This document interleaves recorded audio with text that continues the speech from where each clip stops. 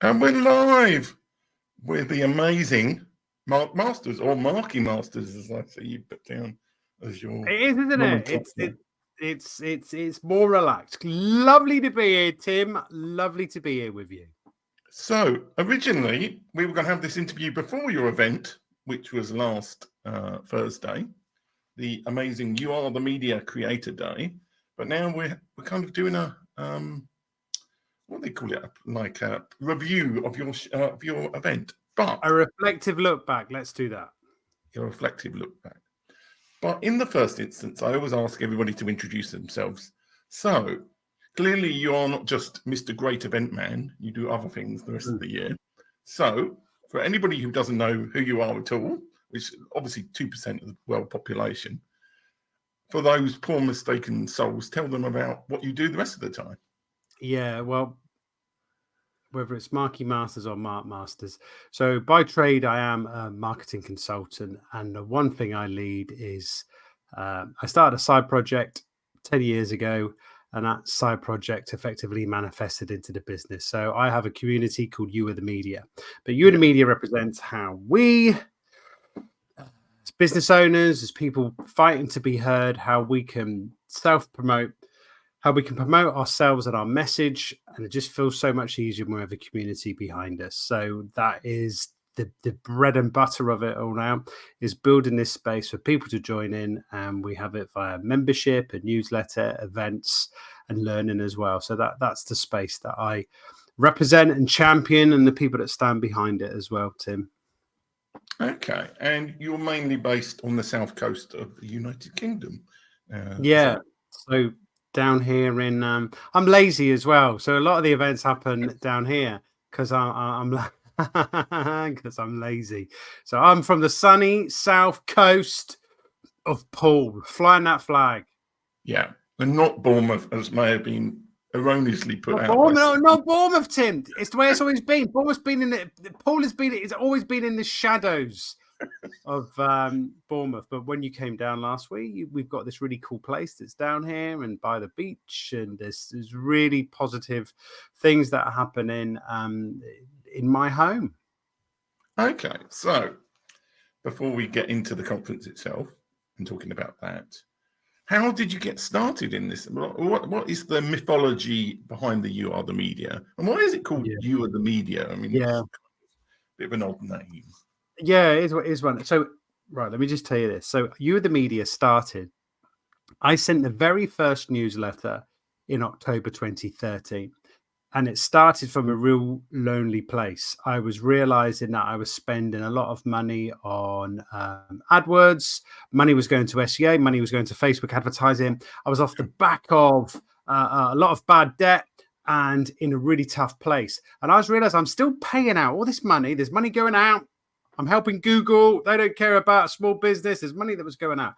I thought, what if this whole premise around this idea of how we can be resourceful over having plentiful resources. So this idea of saying, well, can we do it ourselves? This hence thing of saying you are the media. The power is within us. But when I started, Tim, like many of us, I started a newsletter in October 2013, and I just kept going. But like many of us, we start in lonely places, subscribers a few, and it's this investment in the long game. So that's where it started. That's what I believed in about. We've got all these tools in front of us. Can we find ways that we can build something ourselves? It's very much an owned media approach to all this. And that's how it's manifested and grown. And luckily, I've kind of lived this in front of everybody, and I've been okay to document it and share it when things haven't worked and when they've gone wrong. And that's helped the learning. Only now am I starting to realize now, Tim, that all this stuff matters. Yeah. So if we go back to cast your memory back to last week, like that long journey to last week, you started the event with an event the night before in a kind of co-working place called Failed Nights, which had an interesting theme. Can you talk a little bit about what that theme was and why it was so important to you to have something called Failed Nights as a kind of introduction? event. Yeah, and the reason is because when we go to events or the lives that we live, it's easy to get sucked in with people that will say, "Be more like me. This is how I achieve. This is how I've achieved 6-figure turnover in 2 months. This is how I've achieved it," and it's relentless. And the thing is, for all of us, Tim, it's draining. And it doesn't help. So before the event. This only peaked up because Ella Orwood mentioned it. This always becomes like a 3-day event.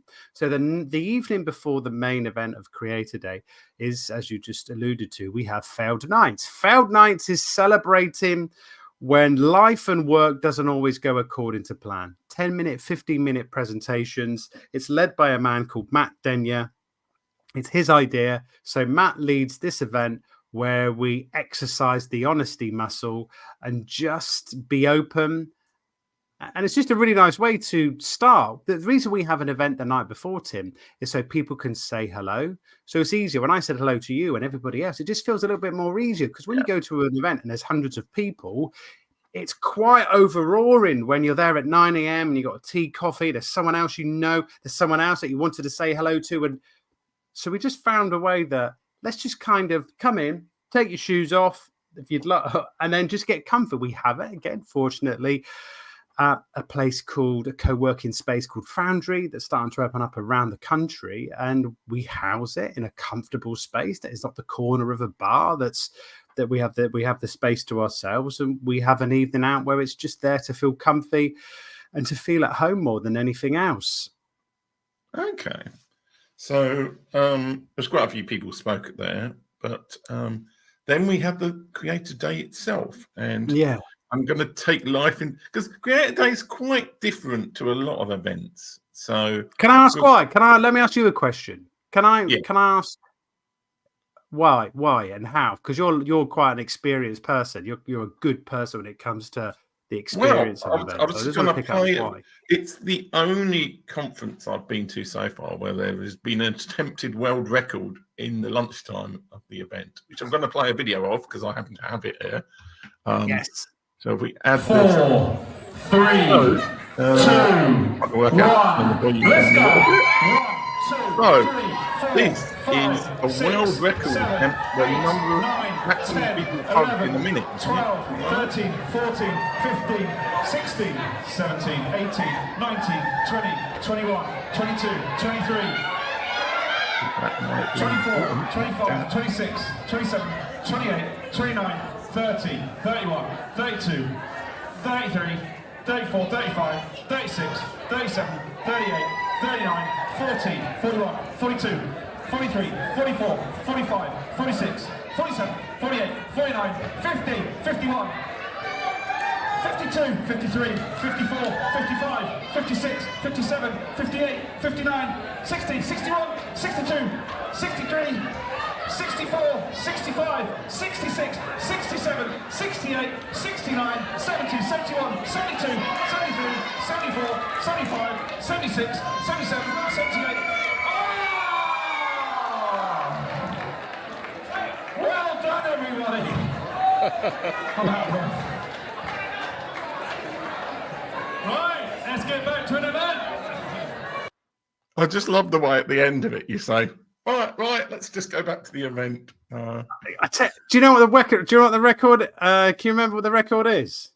I think the actual record. Anybody is wondering? No, he didn't make it. I think the actual record was like 81 or something, isn't it? I had to watch it again to see where we went wrong. 88. So we nearly did it. And it's 88. It was done not that long ago. It was on TV, someone from a TV show. And they did it. So just a few behind. I know how we can smash this. I know how we can break a world record, Tim. Okay, let's talk about what was this like? I think it was Alex is the name of the woman he was trying to do. Was this her suggestion, or were you like, let's break a world record kind of? Okay, thing So the way that this happened is that we have another in-person event called the You the Media Lunch Club, and again,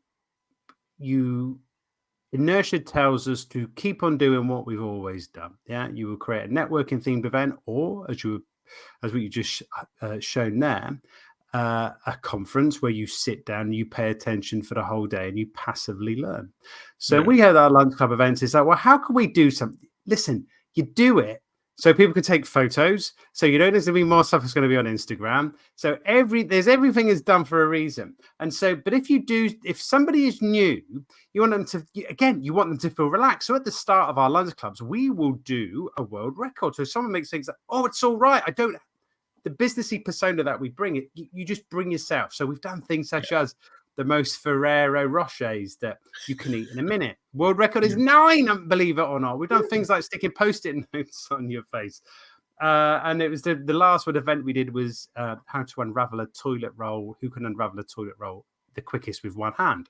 And so we thought, well, let's continue this where we have our lunch clubs. Let's continue this theme where we're bringing all these elements from the live shows that we've done, including at the end singing. That's what we did during COVID.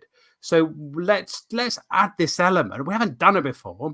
Let's add this element where we can still try to break a world record. So a lady called Alex King, very much part of it. Alex said, I'll do it. If you want to do it, great. Come in through the right door. If you don't want to do it, come in through the left door.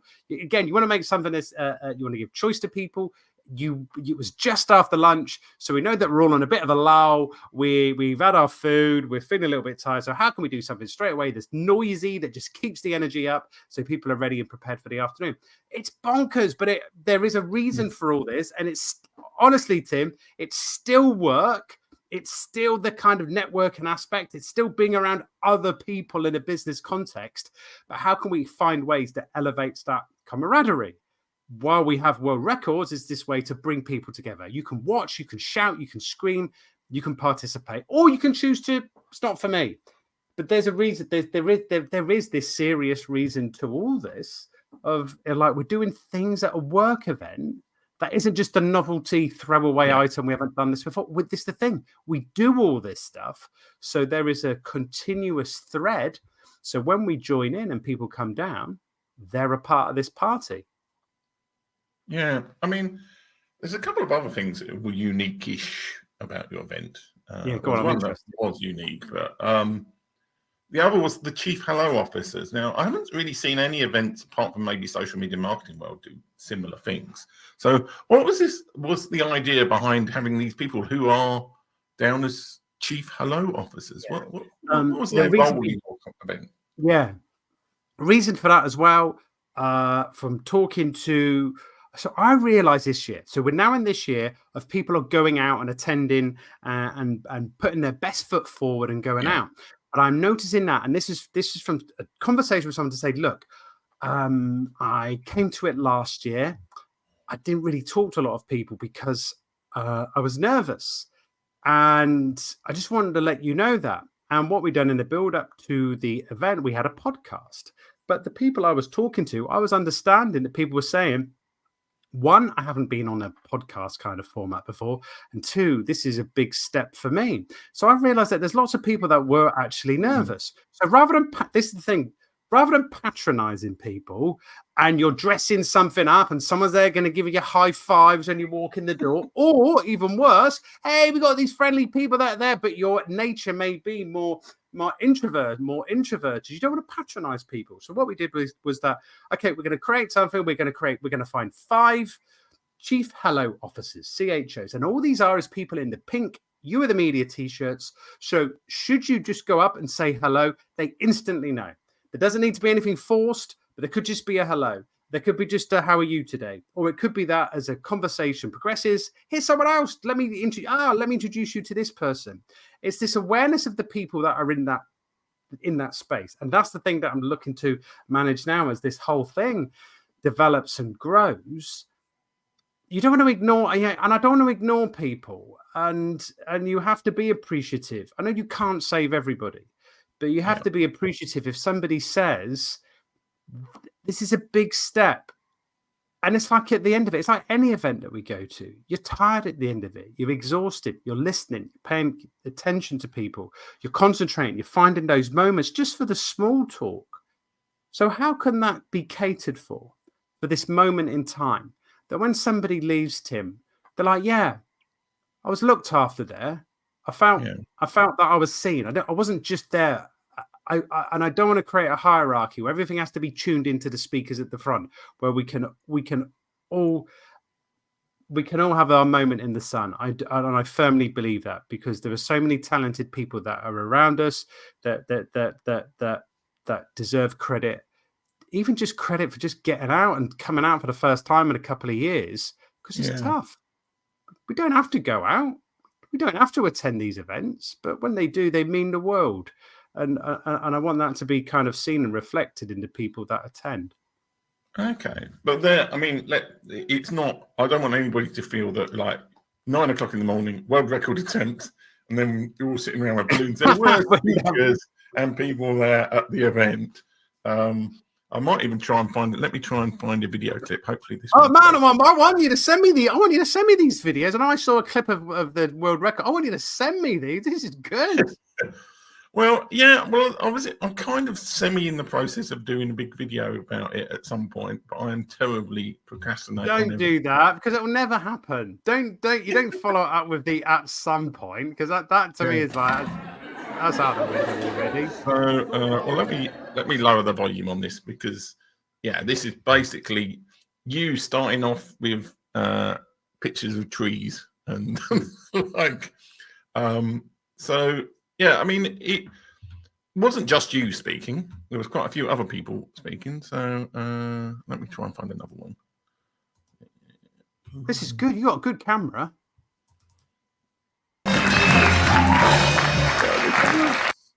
This was Shelley. And I'm obsessed with game park content. And the reason, like, Shelley's important, she actually mentioned me in a talk, so that's why I've got a lot of. So Shelley has been a former guest on this show.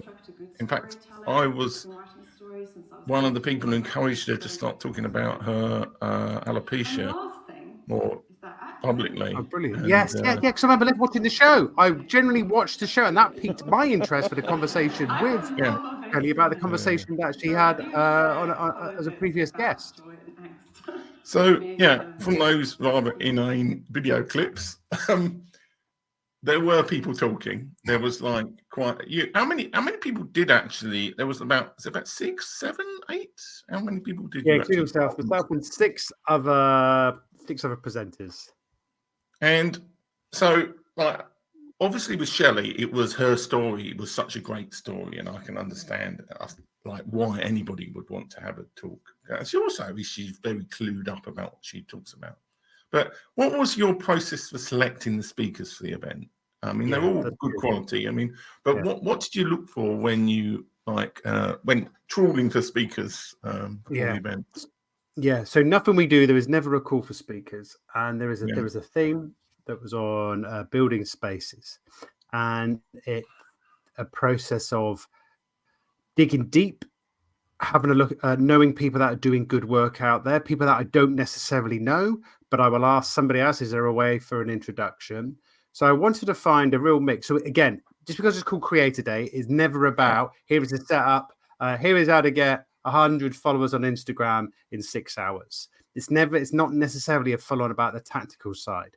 It's more about understanding these stories from other people, because we're in a theatre as well. There has to be that element of show to it, but understanding from a broad mix of people how they have made their efforts work. And we have a workbook that accompanies the day where there are questions that link to the talk that are there to think about, that are there to stimulate ourselves on what we're discussing. So we had a mix of we kicked the day off with a man called Dodge Woodall. Dodge has built a successful podcast called Eventful Lives. Went through the day, and we ended it with Dave Harland and Ben McKinney. Dave has built his name and profile on LinkedIn. Ben is a hardworking copywriter come window cleaner, but how they form forces to build a copywriting agency. And around that, we talked again with Shelley around personal brand. We were looking at this aspect of choosing ourselves. We was also looking at ideas of how to build when there are much bigger alternatives out there, and how we can go about that as well as the essence of community and what it takes to build something that has people around us. That was about the essence of community as well. We had a comment, even though it didn't show anybody viewing. So I was like, from the lovely Bethany Carter. I presume this was about the Chief Hello Officer and feeling welcome in the conference. You definitely achieved that, Mark. Being a first time at Creator Day feels like being amongst friends you haven't met yet. Which I think. Thanks, Bethany. That's really kind, nice. Bethany. Yeah, because it's you don't know. You don't listen. You don't. My most anxious time, right, is this. I get there just after 8, and then we're all in the theatre at 9:30. But that's my most anxious, and I don't know what's going on. And I was angry because the microphone wasn't working at the beginning. It really threw me. We'd gone through all the tests and everything else. Yeah. So all these little things that comment on what Bethany says there, and people say, look, they were there. It wasn't just someone who had a pink t-shirt on that stood in a corner. People, and this is this thing of responsibility being handed down to other people joining in, taking part. So important. So important, because this is how You, the media, works, is that it's the people who are a part of a community that are there to support and nurture others, rather than the focus being on the person at the front. That's not a community. So that's this things like that are really nice when it works. People there to make people feel welcome and at home if this is a completely unfamiliar environment, particularly in a theatre. Yeah. And the other big non-normal thing, non-normal, so like unusual element to Creator Day is that you actually want people to create something based on the day, and you have this I don't know what you would call it. It's not really a workshop because everybody breaks up into groups at about 3 o'clock and wanders off somewhere and then talks in a big group about what they're going to create over the next month. What kind of was your motivation for having that at the end of the conference? Because I understand this is the first time you've done it in that format. We've done so. We started the format of Creator Day in 2022. It was my idea of this, Tim. We had the You, the Media conference in 2018 and 2019. Tim, I followed this path during these rocky times when 2020 happened. So I realized that we had a conference in 18, conference in 19, COVID 2021, 2021. We tried hybrid events. They didn't work. They failed. Or I learned from it. We're from Jackie's talk at Failed Nights. And then I realized, well, if the people are making a commitment, why can't you make the most of people who have the same shared mindset in the same space for that moment in time? Because it's going to be gone. And we can talk about, oh, it's not about the presenters. It's all about the networking and it's all about the lunch and chats that you have, incidental stuff in the hallways. Well, why can't we make the most of it? Why can't we make the most of people that are together, talented, switched on people that are coming there for a reason? And we thought, well, let's find a way that we can get people to be with other people they may not be familiar with. So we created this element that's called working together. It's about accountability. It's about being motivated. It's about acknowledging that, no, I do have people on my side. And if I say I'm going to do something, I'm going to do it. So we have team leaders, people we have a way that people are formed into groups and they will create something, whether it's a video, whether it's a blog post, whether it's a LinkedIn post, whether there's a story behind a photo. It's something that they haven't necessarily done, but a promise that they're going to make to people. Something that we've been putting off, such as editing a little video that puts together clips from Creator Day. But how you put something together with a group of people around you to say, yeah, I did it. It's voluntary. You don't have to, again, you don't have to do it. If you don't have to do it, there's a bar that's open there, chat. But if you're there, why not push yourself that extra 10% and to do something with others? And I'm starting to see now people are doing it. People have done it. I've seen some of the work that people are doing. We'll reconvene back on Zoom next week to see how we got on. It's no force, but it's just this acknowledgement of the support that can be around people. And I think, which is why I am totally against, Tim, sitting passively from 9 a.m. until 5-ish, listening to people talk at you from a stage. Tim, I think that is bonkers. I think that we've moved on. I think we have to move on. I don't want us to rip off plasters and go back to that's the way that we've always behaved. This is the tough thing from all this, is that not that you're trying to convince people, because things are happening and people step up and it's wonderful and I appreciate it. But it's recognizing that when people make that commitment, let's make the most of being together rather than the focus always being on the person on the stage. Why can't we understand and figure out ways that we get to know one another better? That's what this is all about. And it's pushing ourselves to things we haven't necessarily done, such as going in the sea on a Friday morning as well. Oh yeah. Well, I chose not to do that, but Good that swerve. is an Good swerve. exciting element for people who want to. And so, describe that part of the event that I chose to totally ignore. And look at that, you're an honest man, and I appreciate that. But what we do again, so let me share it. So, but again, everything has a little story. Everything has a story associated with it. Yeah. So when we come back together, we come back together for the first live event after COVID, where we could go to an event and sit 2 seats apart. Whatever. That was July 2021. So we thought, okay, we've been apart for a year. We have our first event back. Why can't we do something together? Again, living on the South Coast is awesome. Living in Poole is awesome. So we thought, let's go down to the beach. Let's go down to the beach before the event and let's all go for a sea swim. We haven't seen one another in months. Let's just do that rather than let's all go to a coffee shop or something like that. Now let's go in the sea. It was July. We thought this was nice. You go back. Few claims to fame, Tim. I have a beach hut in a very popular beach called Sandbanks. I am part of the hoi polloi, my friend. And so we thought, let's do it. We did it. We did it the following week. And we just kept going. I'm a big believer in routines. And so a few people joined in. A few other people joined in. And we just keep going. We do it through doesn't matter what Friday it is, winter, whatever time of year, we go in the sea every Friday. So again, it's this way of saying, well, we do this as a part of what we do. And if you're down here before you go home or you're getting the train back or you're driving wherever around the country, why don't we all go in the sea? And it sounds horrible. It's awful. It sounds horrible. It's still cold in there, 7:30 in the morning. But when you're seeing a John Esperian, John Esperian lost for words and shivering, makes me worry because I want to pick a towel. But you see, but thankfully everyone's all right.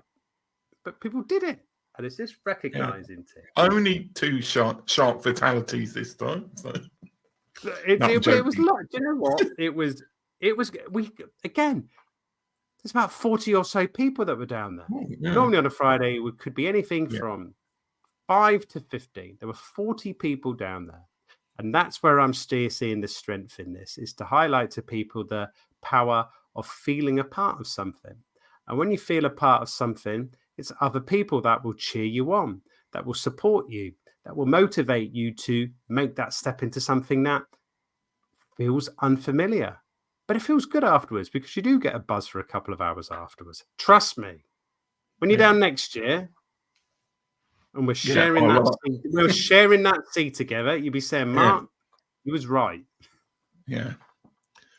So let's talk a little bit about the You Are the Media community in the minutes we've got left. Is this only for people on the South Coast? Or, I mean, obviously, I think John Esperian, remember, he's from Wales somewhere, isn't he? I mean, how does it work? Is it a kind of an online community or is it local as a group? Right. That is a good question. Yeah. The reason we have events in Bristol and Bath as well, but people could say, but aren't you not just doing stuff on the beach down in Poole? The reason that we have it's just a location, and I treat everything as a playground. Like I said, all these things that we do, we test out the world records, all these things. It's almost like during the year, we're just testing out ideas. So when we put the bat signal out to say we've got the big event now, so you come down the big event, the Feld Nights we talked about, the main event, going in the sea. So when people come down, we've tested it. It's perfect. Yeah. Even the fact that when you come down, you should feel settled because everybody else, there's no clique. Just people that know each other, so they can help one another out and help other people out. It just so happens that we have a main event that happens to be in a smaller town that is not a bigger city in the UK. Again, I'm from a small town in the UK. To some people, it's a pain to get to. It's a long time to get to, but that helps familiarity. Where can I stay? Where can I go? Is this someone I'm a bit kind of full on with it? Is this something I can go to? Where's the nearest place to park? So everyone's helping one another out. So when they come down, it's looked after. We have an online space called the You Are the Media Club. That is a membership place. So that means that geography is irrelevant. Everyone can join in on that in our membership space online. But this physical space that we come to is we prep it. We get it ready, not just a couple of weeks before, throughout the year. So people will join in. So It's open to everyone to join in. And it does my head in a little bit, Tim, that it's like, you got a localized event. Like, it's not a localized. I don't want it to be seen as this localized event that happens on a South Coast town. It just so happens that it's an event that is located on the South Coast, but it's open to anyone. It's just not as accessible as having it in a major city that's a hell of a lot easier to get to on the train. But then again, it's all right from Waterloo. It's a 2 hours straight. But if you're driving, I understand it, which is why I don't want people to think we're just having fun there at the beach. But we have events in Bristol and Bath as well, and that's how we progress this, as well as you hand that torch to other people. That's one of the ideas, is to hand that torch to other people from around the country to say, I'd like to get involved and lead a lunch club. Okay, so next year you already have a date for the conference. And you are already selling tickets, I think. Well, I bought one, so I know you are. Can you talk about what your plans are in the future for the event? Yeah. And also you and the media in general. Yeah, thank you. So the next year is already 15th of May, 2025 in the theatre in Poole. And yeah, listen, and I realized that jumping on it and getting people booked on already. So we've only, where are we, in the space of a week? No, not in a week, only in a few days. We've only had it up for 3 or 4 days. There's already 30 or so people that have already booked us a couple of days. So it's almost like having a gig. It's people planning and planning ahead for next year. So look, I sent out an evaluation form recently, the other day. I just want to get input in. I know the working together section, I want that to be modified. I want that to work. I asked people, do you want to work together or do you just want more speakers? 90% of the respondents said, look, we like the working together element. I just want that to work. That has to be worked with to modified as well. There is so there will be a theme for next year. The theme is we're going to base the theme next year around relevance, around this area of that. We have speakers that are already teed up, but we just keep this going. We have live events that are back down here coming up. We have the events that are back in Bristol and Bath. So the intention for next year is progress. My goal is this. We have 200 people, Tim, in the Lighthouse Theatre. The goal for this is never to shoot for the moon. The goal was never to be, we want 1,000 plus. 250, 300. Because that number means that you're not just lost in the crowd. I'd be quite tight on that, because I don't want people just turning up and it's just a noise. We had music. That was noisy. But I don't want big queues. I don't want people kind of struggling. I don't want people thinking, God, blimey, this is now just turned into everything. Because there's people now coming and the success from it. It's just how you manage that growth. I need to figure it out. It's managing that growth, but I don't want to let people down for next year. So if somebody's watching this and they say, oh, that sounds an interesting event, I want to go to it. I might be based somewhere in the South Coast. How can they actually get a ticket for next year or find out more about you or your community? Yeah, thank you, Tim. Yeah, so it's just go to creatorday.uk and everything is teed up there to book and everything else. So where we are at the minute, obviously the early bird to get people booked on. And so again, it's nice to have an event. Thank you for that. It's an event that's over a year away, but there's an appetite for it. People are booking. There's a quota. There is a hard stopping out, I would guess. But I want everyone to come down to know that there is a space that people can feel a part of and join in, and it does feel at home. It's too easy. It's too easy just to stay, to do our work, to scroll, to go home. It takes effort to get out, to leave our loved ones, to leave work, to spend time away. So anyone that spends that time away, it has to be of value and they have to be looked after. I really believe in that. I'm like a good host. You're in my town, Tim. I want you to kind of think, I'm looked after. You're going to see old friends. I don't want you to be scrambling around to find the nearest Costa. I want you to kind of be there. It's like, right, let's find you a nice little coffee shop you may have not even heard before. It's really cool. And there's support. There's somebody else and someone else. That element of family and love and joy and being around the people we want to hang out with is so important, because we spend a lot of our times alone, and I don't want anyone to be lonely, Tim. Yeah. Well, on that note, I'm going to close up the interview. So we'll not be alone. It's like, I want you to get a video now. I got this video. I saved this bit for you, Mark. And I was like, no, we're just gonna end this now. Well, trouble is I've got a whole load of unorganized video because I took my little like camera. It's great. That's a great camera. The quality of it. Good. Yeah, it's really Send those clips to me. I want to do the world record, the all of it. I know you cut off. I want all of it. Yeah. So on that note, thank you so much for being a guest, and I'm going to hopefully press the right button to play the outro. So thanks for all the people who watched and all the people who are going to watch on YouTube when this comes out on YouTube in 2 weeks, because I'm putting the replays on YouTube in a nice orderly thing to make it a bit more intelligible to people watching there. So thanks for everybody watching.